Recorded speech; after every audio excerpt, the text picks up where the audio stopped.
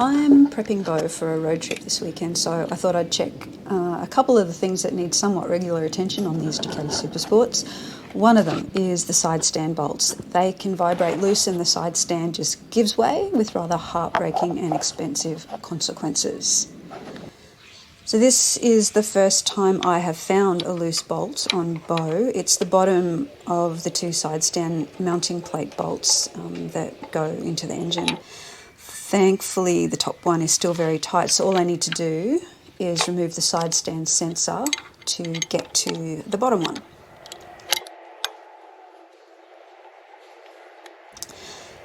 If the top bolt was loose, then it's more of a rigmarole because the shifter lever and quick shifter mechanism all have to come off to get to it.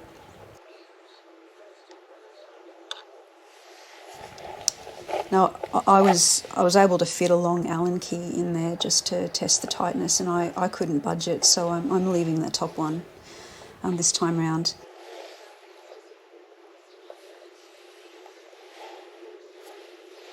The bottom bolt clearly had some kind of thread sealer or grease on it, but it's just so gummed up I'm going to clean it with the wire wheel.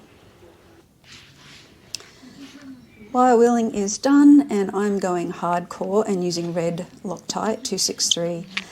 Hopefully that'll fight against those V-twin engine vibrations that back these bolts out. You just decide on red? I did decide on red, yeah. Sorry? Yep.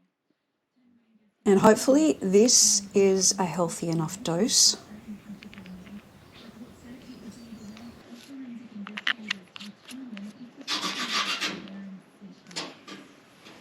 From a torque sheet that I have for the 939 SuperSport, these bolts are torqued to I think 36 Newton meters and use grease on the threads.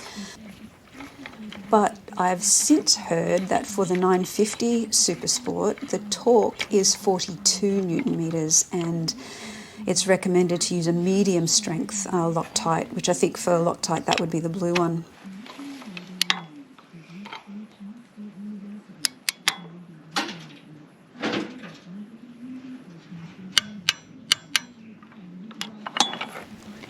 Now, if you're going to do this yourself, please check with your Ducati dealer because I'm not 100% sure about why there's a torque difference between the 939 and the 950.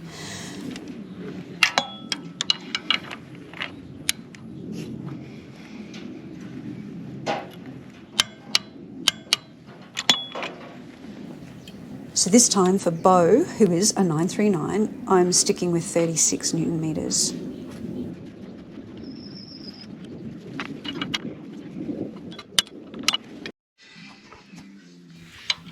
I've just got to put the side stand sensor back on now and then I will show you the second thing I had to give some attention to.